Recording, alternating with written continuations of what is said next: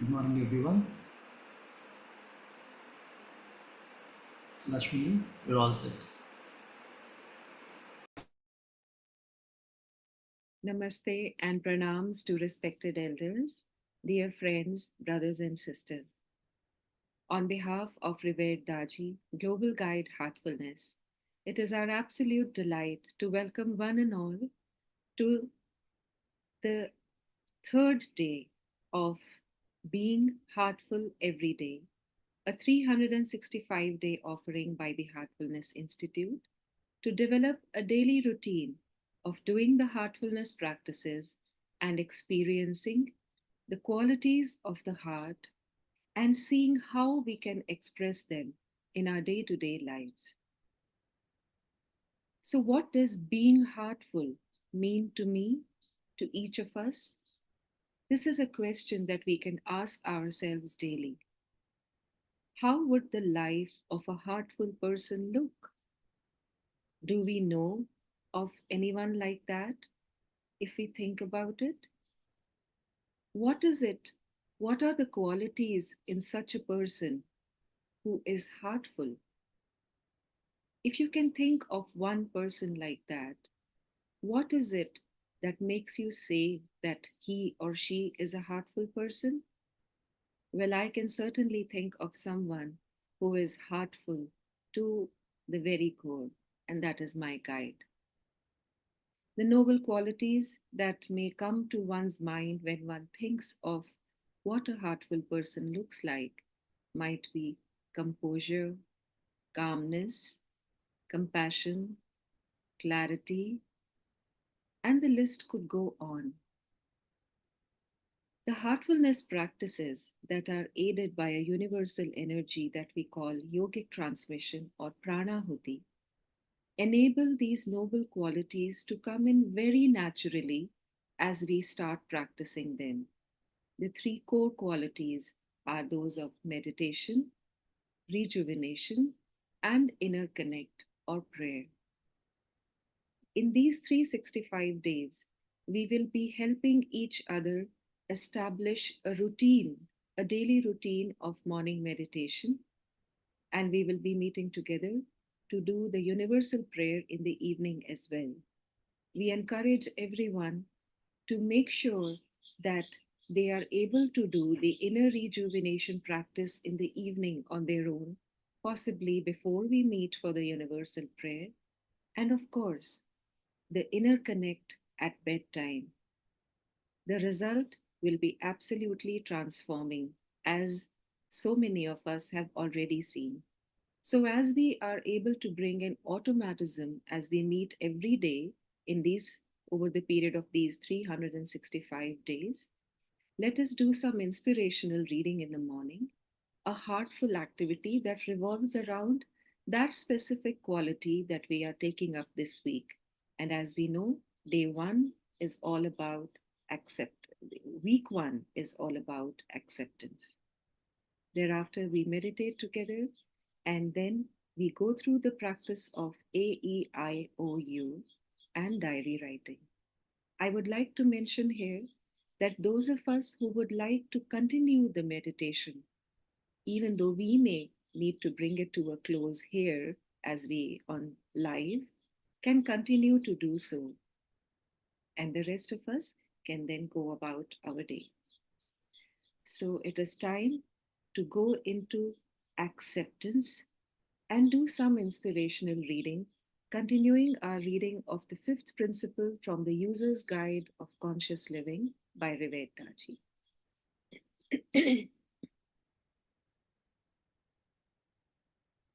How do we arrive at truthfulness? If reality is that undefinable state described as it is as it is, how do we get there? It can happen only by freeing ourselves from every concept, by removing all the complexities and impurities in our field of consciousness. And that requires a set of meditative practices, correct thinking and right understanding, proper action, and right behavior. Only then do we arrive at the consciousness of reality. And when that consciousness too ends, we will arrive at the next state akin to truth. Let us explore truthfulness in a very practical sense. As mentioned earlier, Satya is one of the fundamental principles of Patanjali's Ashtanga Yoga, and it is there in every tradition. For example, Jesus expressed it by saying that he was the truth. At this deeper level, Satya means a willingness to explore and be committed to that which is unchanging, the absolute reality. We try to be truthful in everything that we do so that our actions and dealings are in consonance with that final state. In practical terms, it means that at any point of time, we are committed to the highest truth we can perceive. It is not a fleeting thing like an opinion or a judgment. To be truthful in any situation is to consider the most stable point of view, the truth behind miseries. The second part of this fifth principle tells us to accept miseries as coming from God for our own good and be thankful. What has this to do with being truthful? On the surface, this seems so controversial and paradoxical, even ludicrous. Imagine that you are suffering because your young child is critically ill and someone tells you to be thankful to God. How will you feel? It would be inhuman to be unaffected, and yet some level of poise and acceptance must come if you are to provide the best support for your child. You will have to transcend that feeling of misery somehow so that you can be effective in helping anyone. Now, imagine another type of situation where you are going through difficulties that you know are for your evolution or for love. Will you perceive them as miseries? Not at all. Like Majnu with Laila, even during the hardship, you will not be cognizant of the pain. You will not be aware that a fire is being lit underneath you. You will simply move on in complete acceptance. You see, when you have to keep reminding yourself, take this misery as a gift, enjoy it as a gift from God, then it is no longer a gift. Once you are aware of the pain and try to convert it by hook or crook into a gift, it becomes a challenge for an ordinary human mind. And we are all ordinary people. Let us pause here in our reading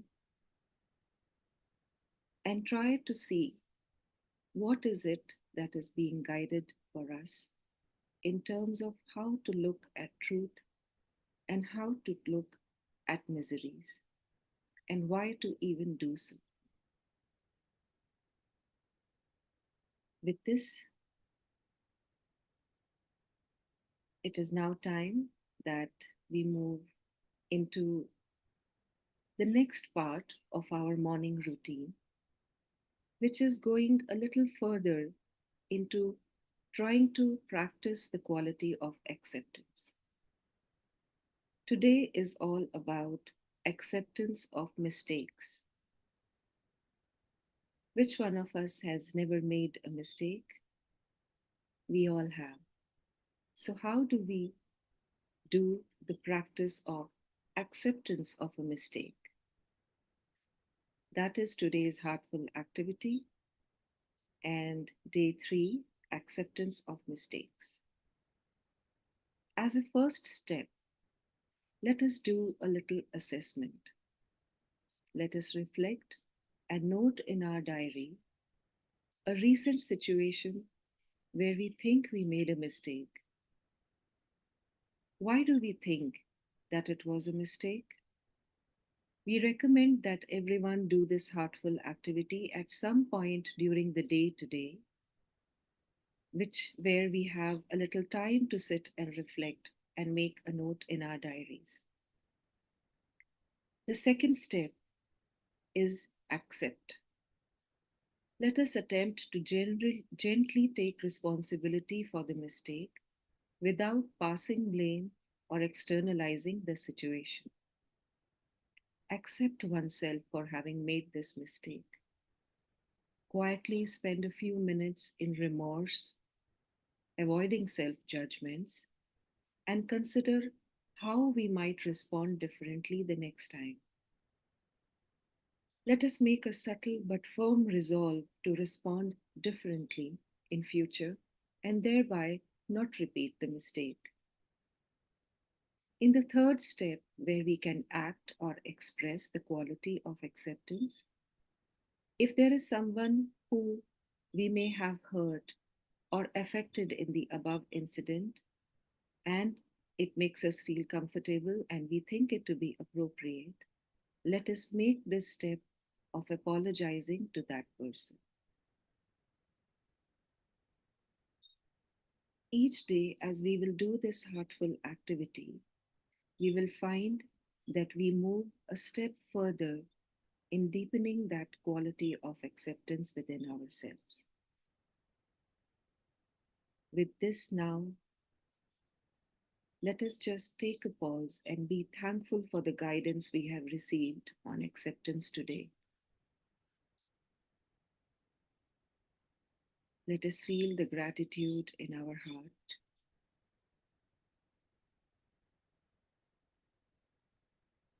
And let us make a firm resolve to be in acceptance. It is time for us to meditate now. Let us do this meditation with a prayerful suggestion, with a prayer. May this acceptance, may this quality of acceptance be imbibed and absorbed in our heart and become a natural way of being for us.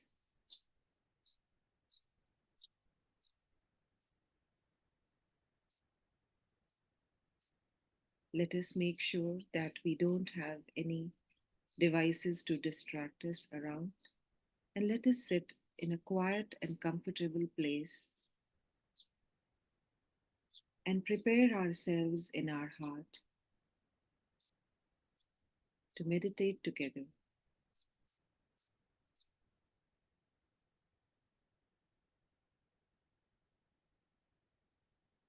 Let us connect to our heart and to the source of the divine light already present deep within the heart.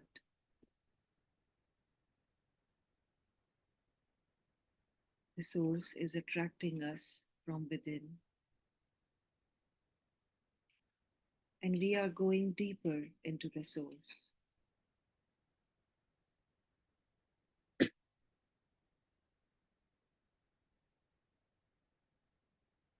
If any distracting thoughts come, simply let them be.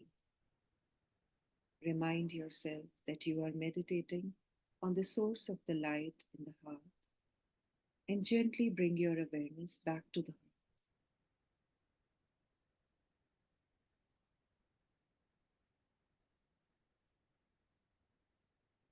With prayerful reverence, let us now meditate together.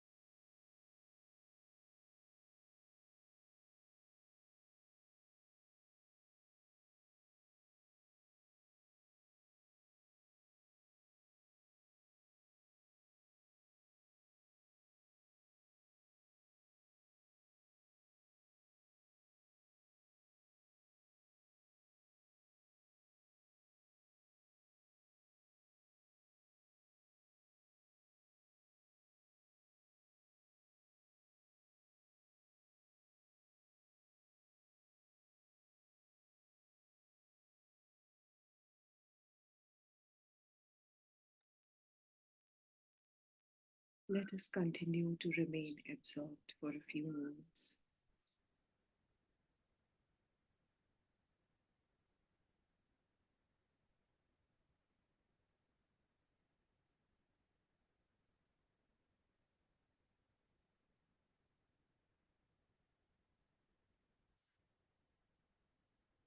Let us become aware of this inner condition that we have received during the meditation.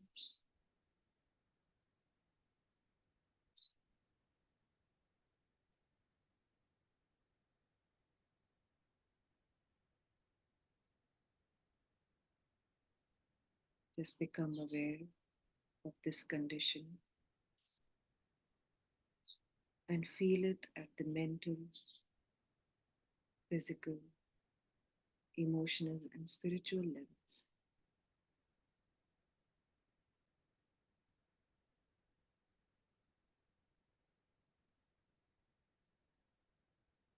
Let us now expand this condition, enliven this condition by relishing it with a feeling of gratitude.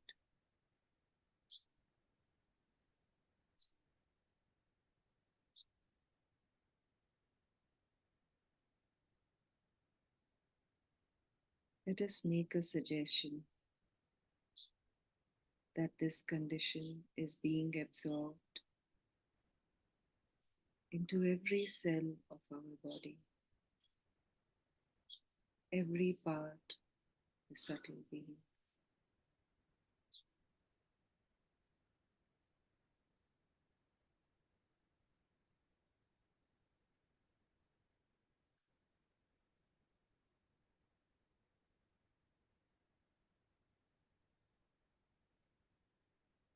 Let us feel this condition expand outwards and make a suggestion that it is being absorbed into everything around us, the surrounding air particles, trees, plants, all living and non living beings.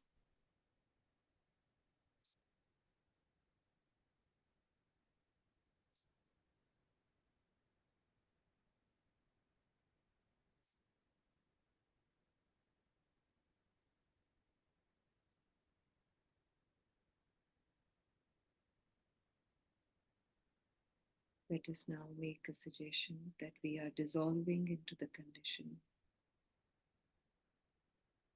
and only the condition remains.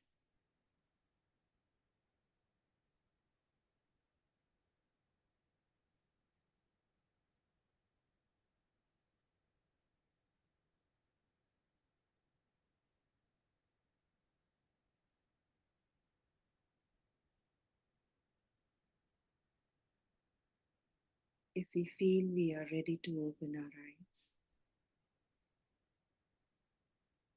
let us open them and write in our journals this inner condition that we have acquired.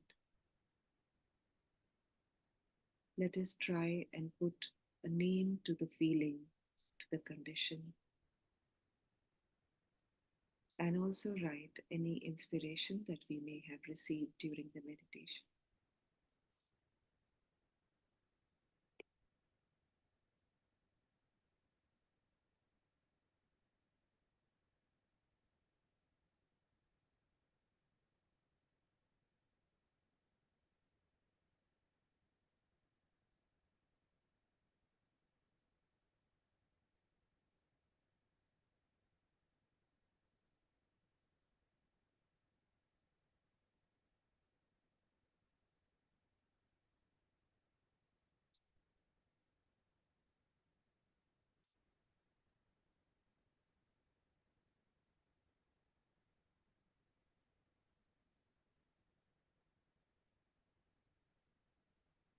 For those of us who may wish to continue the meditation and continue remaining absorbed, let us do so until we meet again at 8:50 p.m. today. We wish you a wonderful day. Let us remember to share the master classes with friends and family. Have a beautiful and blessed day. Namaste.